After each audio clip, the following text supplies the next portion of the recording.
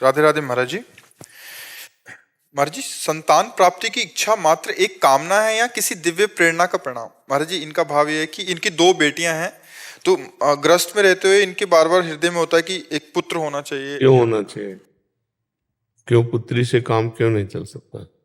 पुत्री में क्या, हमारे राष्ट्रपति भारत की पुत्री है, भारत की ही तो कन्या है जो राष्ट्रपति है, तो क्या पुत्र में क्या विशेषता है? देखो कितने ऐसे पुत्र जो अपने माता पिता को डंडा मारते हैं, थप्पड़ मारते हैं। तो प्रधानता पुत्र की नहीं, प्रधानता संतान की है, चाहे वो कन्या हो चाहे वो पुत्र हो। अगर कन्या है तो उनको पुत्र ही मानकर उनका पालन पोषण करो, अच्छे वर से उनका वरण करो, अपनी संपत्ति उनको प्रदान कर दो, हो गया। ये जरूर थोड़ी कि पुत्र ही हो, नहीं तो यही जो बात है ना आज बच्चियों के प्रति बड़ा निम्न भाव, गर्भ में अगर बच्ची है तो उसको नष्ट करवा देना, बच्ची पैदा हो गई तो पिता उदास घूम रहा है, 2-4 साल की बच्ची को किसी बहाने से निपटाने की भावना, कितनी ऐसी समाज में घटनाएं आती हैं। क्या बात है, बच्ची क्या नहीं हो सकती? हम तो यही दिखाना चाहते हैं कि हमारे राष्ट्र की राष्ट्रपति है, वो किसी की बच्ची ही तो थी जो राष्ट्रपति बनी। तो बच्चियों के प्रति ऐसा है भाव क्यों रखा जाता है कि पुत्र ही हो जाए? तो क्या पुत्र से स्वर्गीय परम पद मिल जाएगा? क्या नरक भी मिलेगा? ऐसे जो दुष्ट नीच आचरण वाले पुत्र हैं उससे ना हो तो अच्छा है, जो कुमार्गगामी है उससे ना हो तो अच्छा है। पुत्रवती जुवती जग सोई, जो भगवान का भक्त। क्या सबरी जी का आज नाम जितने आदर से लिया जाता है, मीरा जी का नाम जितने आदर से लिया जाता है, महासंत हैं, तो ऐसे ना वीरता में, ना पढ़ाई में और ना किसी सांसारिक उन्नति में ये माताएं बहनें कम नहीं किसी उसमें। और जो लड़की के प्रति भेदभाव रखते हैं तो ये लड़का कहाँ से पैदा हो जाएगा? फिर ये सृष्टि कहाँ से चलेगी? ये तो जननी है, पूरी सृष्टि की जननी है। और स्त्री स्वरूप होकर आप ऐसा सोचे तो आप भी तो किसी की पुत्री थी, आपके प्रति यदि खास भावना होता तो आप आज विराजमान ना होती। तो हमें लगता है पुत्रियों के प्रति है भाव, यही भावनाएं फिर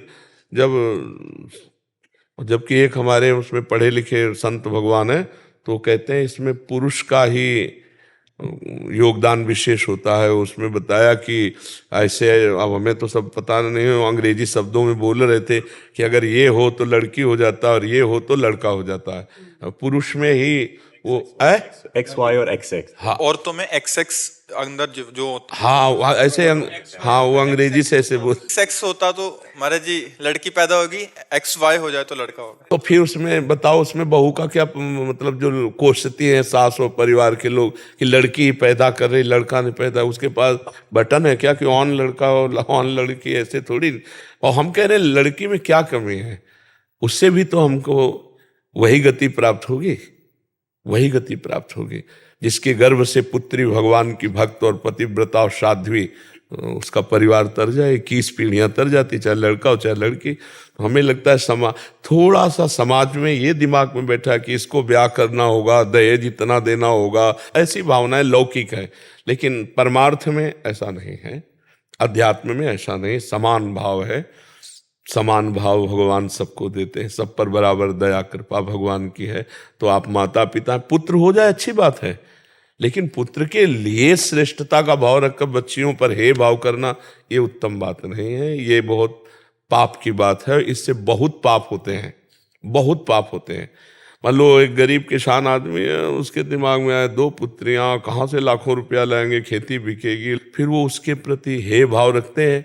और कहीं ना कहीं मतलब वो ऐसे कितनी बच्चियों को हमें दिखाया गया जो कूड़ादानों में फेंक दी गई, बच्चियां छोटी छोटी, बोरे में बंधी हुई, कपड़े में लपटी हुई, नवजात, नाल छेदन भी नहीं हुआ, ऐसे फेंक दिया। अब बताओ, भगवान, ये तो कहो उनको किसी ने देख लिया तो जिंदा पकड़ी, तभी तो क्लिप बनी उनकी, तभी तो। अब ये बात हमें बिल्कुल अच्छा नहीं लगता और हम कहते हैं उन माता पिता की दुर्गति पक्की है जो अपनी बच्चियों के साथ ऐसा व्यवहार करेंगे। कैसे, मतलब कैसी माँ है कि अपने बच्चों में भी भेदभाव रखती है? ये तो बिल्कुल नाबुद्धि की बात है। आपको आ जाए तो भगवान की इच्छा है, अब तुम ऐसी मत सोचो कि पुत्र आवे, आ जाए तो भगवान की इच्छा है। अभी अगर आना होगा तो आ जाएगा, और अगर नहीं आना है तो आपके पास है 2 संतान, उन्हीं को प्यार करो और जो कमाया उन्हीं को दे दो, तो सुखी रहो। आनंदित रहो। भगवान आपका कर्तव्य हो गया, भगवान ने आपको गृहस्थ धर्म दिया था, दुष्संतान, और ये मान लो जिनके संतानें नहीं हैं, बढ़िया भजन करो, भगवान के आश्रित हो जाओ, ब्रह्मचर्य से रहो, अपना जीवन तो आपका कल्याण हो जाएगा। देखो ये लोक धर्म है, इसको करते हुए परम धर्म की प्राप्ति करनी है। पुत्र हो जाए तो ठीक, ना हो जाए तो ठीक, पुत्री हो जाए तो बढ़िया, पुत्र हो जाए तो बढ़िया। उद्देश्य है भगवान की सेवा। तो भगवान ने अगर पुत्र पुत्री दी तो सेवा करेंगे, नहीं दी तो हम भगवान का भजन करके मुक्त हो जाएंगे, भगवान को प्राप्त कर लेंगे। पर पुत्र की आकांक्षा गृहस्थ में होती है कि हमारा नाम होगा, हमारा कुल चलेगा। पर अगर नहीं होता तो हम इसी भावना में रहेंगे क्या? अरे हमारे सबसे बड़ी भावना है इस जन्म में हम ऐसा कर्म करें कि भगवान की प्राप्ति हो जाए, आवागमन के चक्र से छूट जाए। नहीं भैया, ये पुत्र और पुत्री आवागमन से मुक्त नहीं करा सकते, और बिगड़ गई तो जीवन बर्बाद हो जाएगा। मान लो पुत्र हुआ बढ़िया, और इसके बाद उसके आचरण बिगड़ते चले गए, अब वो ऐसे कांड किए कि तो उसके वो जेल जाएगा अब जीवन भर। या बुद्धि बदल गई, देश विदेश वो अपना कमा रहा है, अब यहाँ बूढ़े बैठे उनकी याद में, चिंतन में। जीवन को संभालना है तो ये भगवान की सेवा है। पुत्र हो या पुत्री, जैसा तुम्हारे को कर्तव्य के लिए ऐश्वर्य मिला है उसके अनुसार अच्छे से पढ़ाओ, खवाओ, पियाओ, और जवान हो जाए उनके ब्याह कर दो और भजन करो। ये कर्तव्य है। अगर केवल इतना ही किया, भजन नहीं किया, तो फिर भगवत प्राप्ति होने वाली नहीं है, इससे थोड़ी होने वाली है। हाँ, तो जीवन का लक्ष्य है भगवान को रिझाना, भगवान की सेवा करना, भगवान की प्राप्ति। जो सुविधा आपको भगवान ने दी उसी से सेवा कर लो। पुत्र दिया, पुत्री दिया, नहीं दिया, कोई बात नहीं, हमारे किसी प्रारब्ध का फल है। हम भजन करके प्रारब्ध ही मिटा देते हैं और भगवान को प्राप्त होते हैं। अध्यात्म की जो बात है वो ये है।